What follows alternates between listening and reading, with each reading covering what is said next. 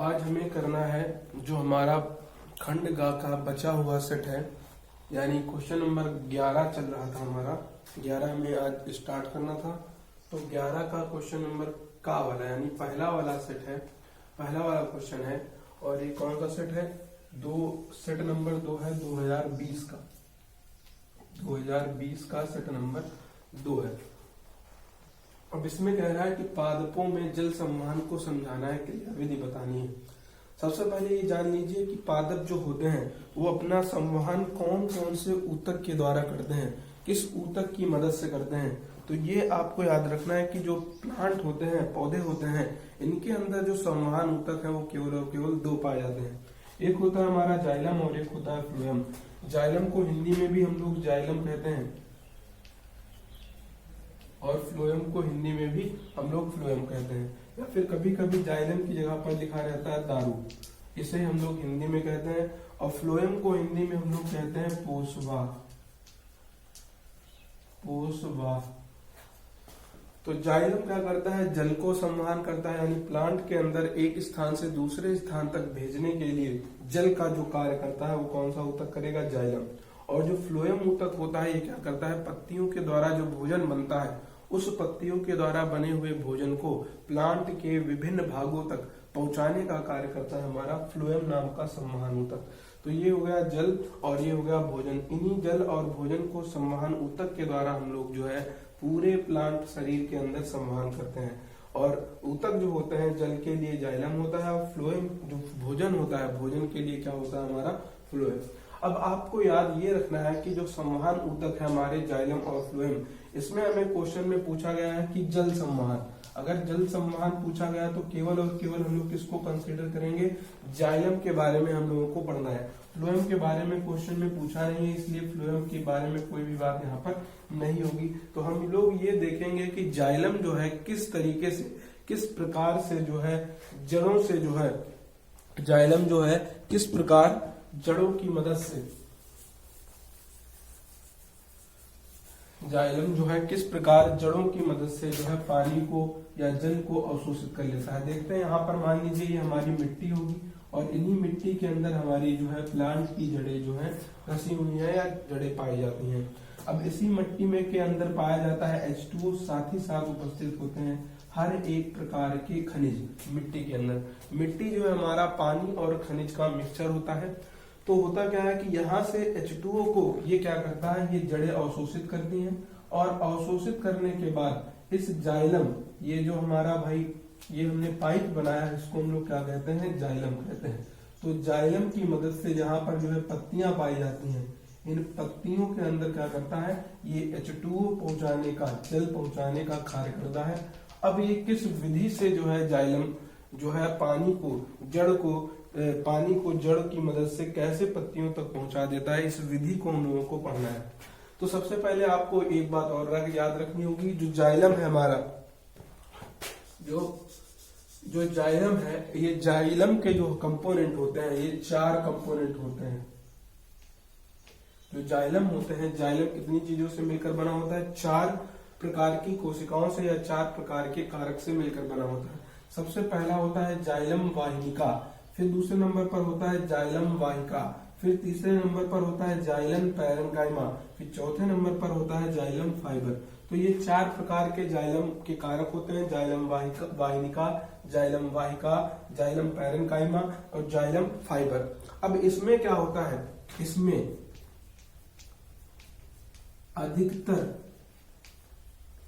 अधिकतर मृत कोशिकाएं पाई जाती हैं। मृत कोशिका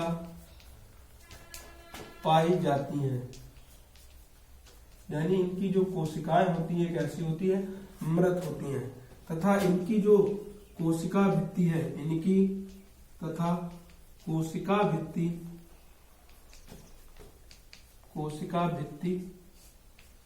मोटी होती है। कोशिका भित्ति कैसी होती है? मोटी होती है। आपने देखा भी होगा कि जो अगर कोई प्लांट है, प्लांट में अगर कोई प्लांट के अंदर कभी भी आपने देखा होगा कोई सूखी लकड़ी है, तो सूखी लकड़ी को जब पानी में भिगोते हैं हम लोग, तो वो क्या करती है? सारे के सारा पानी को क्या कर लेती है? अपने अंदर अवशोषित कर लेते हैं। तो उसी प्लांट की क्रियाविधि के कारण जो हमारी वास्तविक जो लकड़ी होती है, इन्हीं चारों कंपोनेंट को मिलाकर के बनता है हमारा जाइलम। और जाइलम को ही कहा जाता है वास्तविक लकड़ी, या जिसे हम लोग कहते हैं वुड। तो वास्तविक लकड़ी कौन होती है प्लांट के अंदर, ये हमारी जो है जाइलम वाला भाग है। या फिर ये कह सकते हैं जो हमारे कुर्सी मेज जितने भी प्रकार के फर्नीचर आते हैं, वास्तविकता में फर्नीचर जो प्लांट के किस भाग से बनाए जाते हैं, तो कहेंगे वास्तविकता में जो फर्नीचर की लकड़ी होती है वो क्या कहलाती है, जाइलम। यानी जाइलम जो होता है सबसे ठोस, कठोर और मजबूत होता है। अगर ये ठोस, कठोर, मजबूत है तो ये पानी को क्या कर लेगा, अधिक से अधिक अवशोषित करेगा। तो इतनी बात आपको याद रखनी है कि जाइलम के कितने कंपोनेंट हैं, 4 प्रकार के कंपोनेंट हैं। और जाइलम के अंदर जो कोशिकाएं होती हैं, सभी कोशिकाएं क्या होती हैं, मृत प्रकार की पाई जाती हैं। इसमें अधिकतर क्या होती हैं, मृत कोशिकाएं, और उनकी कोशिका वृत्ति कैसी होती है, मोटी होती है। अब आगे देखेंगे कि हम लोग ये जो जाइलम है, अब ये जाइलम के पाइप के प्रकार यानी संवहनी ऊतक के बारे में जान लिया। अब ये देखेंगे कि ये विधि होती कैसे है। चलिए स्टार्ट करते हैं। अगला हम लोग जिसको स्क्रीनशॉट लेना है वो ले लीजिए।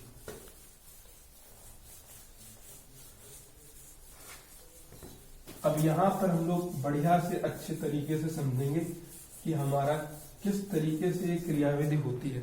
थोड़ा हम फिगर बड़ा बनाएंगे। मान लीजिए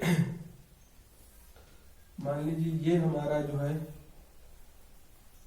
ये कोई प्लांट है और इस प्लांट की ये रूट है और ये हमारी पृथ्वी है। यहाँ पर पानी भरा हुआ है और यहाँ पर ये निकली हुई है रूट हेयर, और इसी रूट हेयर से यहाँ पर हमारे प्लांट के अंदर पाई जा रही है पत्तियां। ये हो गई हमारी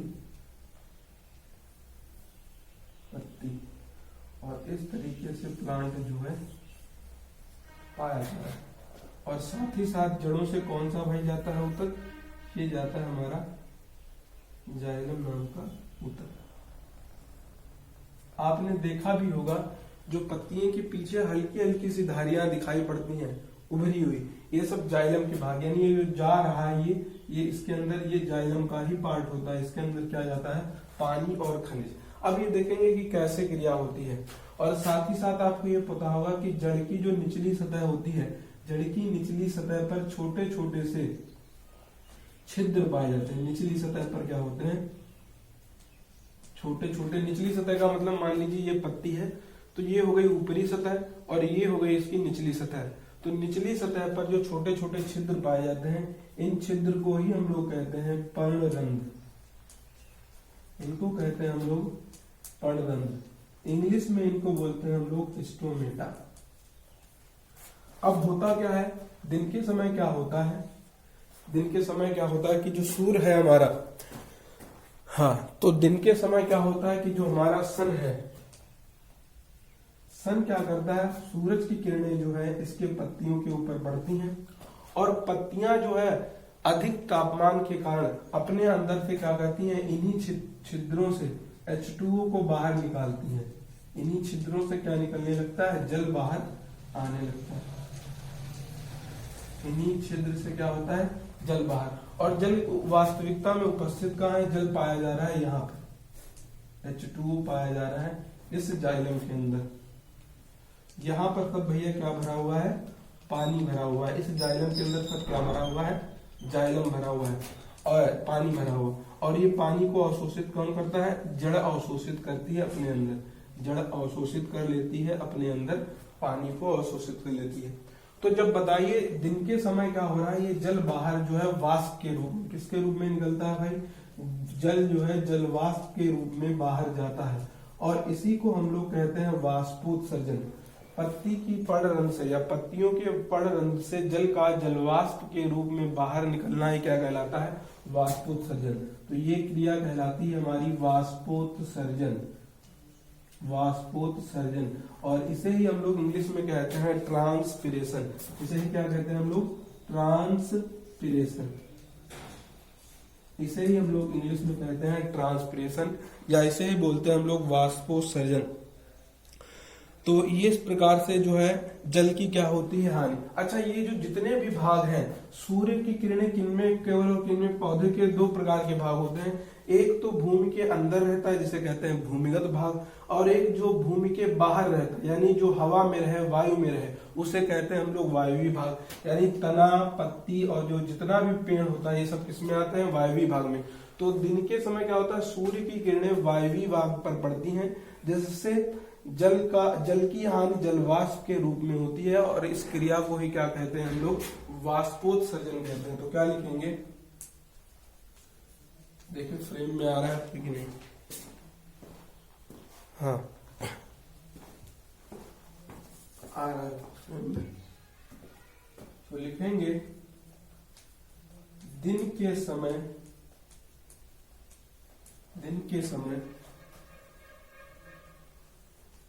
सूर्य की किरणें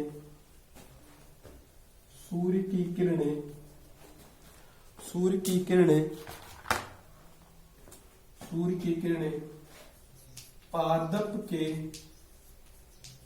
वायवी का मतलब क्या है भाई, जो हवा में भाग रहता है, वायवी भाग। इसे इंग्लिश में कहना चाहे क्या कहेंगे, एरियल पार्ट, वायवी भाग पर पड़ती हैं, जिससे क्या होता है, जिससे जल की हानि जल वाष्प के रूप में होती है। जल की हानि जल वाष्प के रूप में पर्णरंध्रों द्वारा होती है। किसके द्वारा होती है भैया, पर्णरंध्रों द्वारा होती है। इसे ही वाष्पोत्सर्जन कहते हैं। इसे ही क्या कहेंगे हम लोग, वाष्पोत्सर्जन कहते हैं। यानी जल वाष्प के रूप में प्लांट से निकल जाना ही क्या कहलाता है, वाष्पोत्सर्जन कहलाता है। क्या कहलाएगा भैया, वाष्पोत्सर्जन कहलाता है। तो ये हो गया हमारा तो यही होता है हमारा क्या भैया, वाष्पोत्सर्जन होता है। अब आगे पढ़ेंगे हम लोग और क्या इसके अंदर हमें जानना है, एक एक करके सारी बातों को हम लोग देखेंगे। तो ये वाष्पोत्सर्जन के कारण क्या हो रहा है बेसिकली। अच्छा, यहाँ वाष्पोत्सर्जन के कारण जल यहाँ से बाहर निकल रहा है, और इस वाले जल को कमी को पूरा करने के लिए पीछे वाला जल कहाँ आएगा, आगे। जब यहाँ से जगह खाली हो जाएगी तो इसको खत्म करने के लिए पीछे, इससे खत्म करने के लिए पीछे। यानी धीरे धीरे ये पानी यहाँ से निकल भी रहा है और धीरे धीरे पानी यहाँ से चढ़ता भी जा रहा होगा। तो इस तरीके से वाष्पोत्सर्जन की क्रिया हो रही होगी, आपको बात समझ में आ रही होगी। अब क्या होता है, अब आगे हम लोग पढ़ेंगे। अब इतना आप लोग स्क्रीनशॉट ले लीजिए, फिर आगे हम लोग लिखते हैं इसके बारे में। एक बार 1 सेकंड में इसका स्क्रीनशॉट ले लीजिए, फिर हम लोग आगे बढ़ते हैं।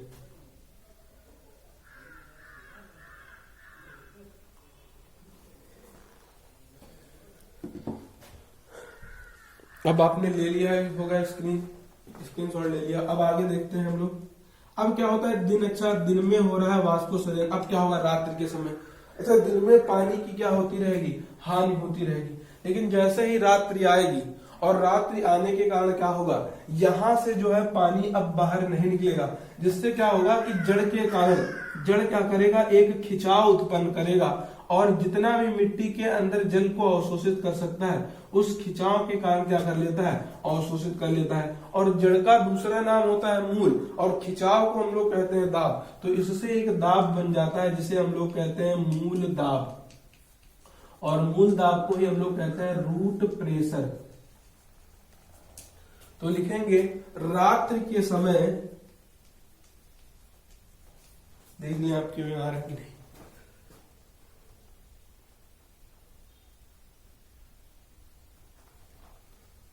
रात्रि के समय क्या लिखेंगे, रात्रि के समय सूर्य की अनुपस्थिति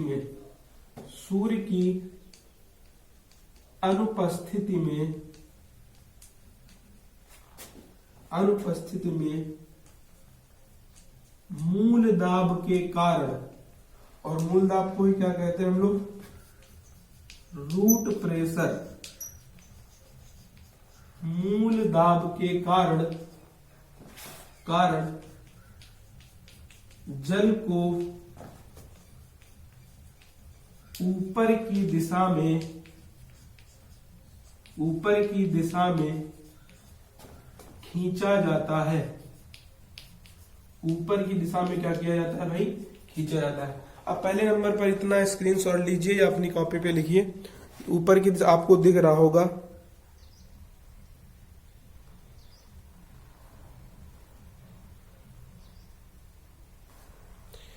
आपको दिख रहा होगा हमारे हिसाब से। स्क्रीनशॉट लीजिए नंबर 1 पर।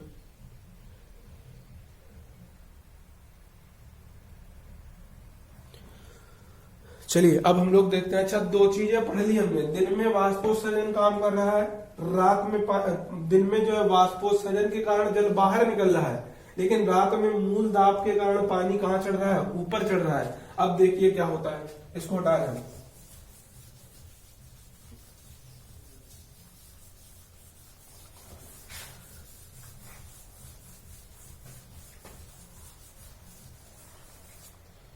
अब लिखेंगे वाष्पोत्सर्जन तथा मूल दाब के अलावा ससंजक, मूल दाब के अलावा ससंजक तथा आसंजक बल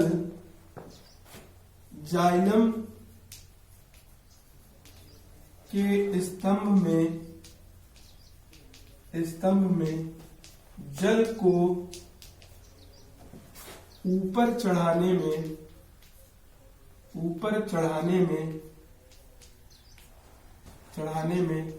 मदद करते हैं।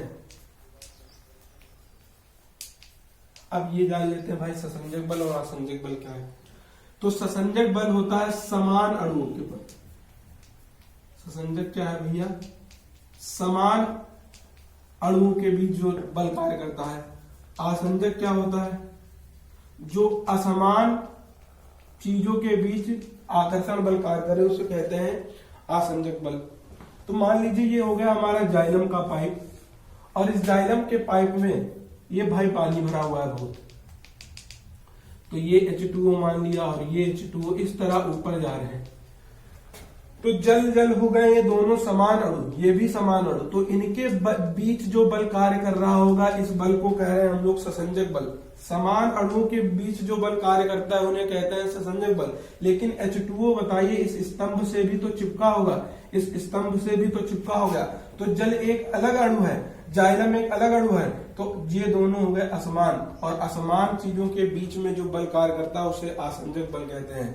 तो इस तरीके से क्या होता है, जड़ से जो है पानी को अवशोषित कर लिया जाता है, ऊपर पहुंचा दिया जाता है। कौन कौन सी चीजें कार्य कर रही हैं, वाष्पोत्सर्जन दिन में, मूल दाब रात में, जबकि ससंजक और असंजक बल दिन में भी लगता है, रात में लगता है। तो 4 चीजें क्या करती हैं, पानी को ऊपर चढ़ाने में क्या करती है, मदद करती है। और इसी प्रकार से हम क्या कर लेते हैं, जल का संवहन जाइलम के द्वारा कर लेते हैं। अच्छा, साथ ही साथ एक बात और हम कह सकते हैं कि जो हमारा वाष्पोत्सर्जन की क्रिया है ये किसमें और सहायक कर देती है, ताप नियमन में भी सहायता करती है।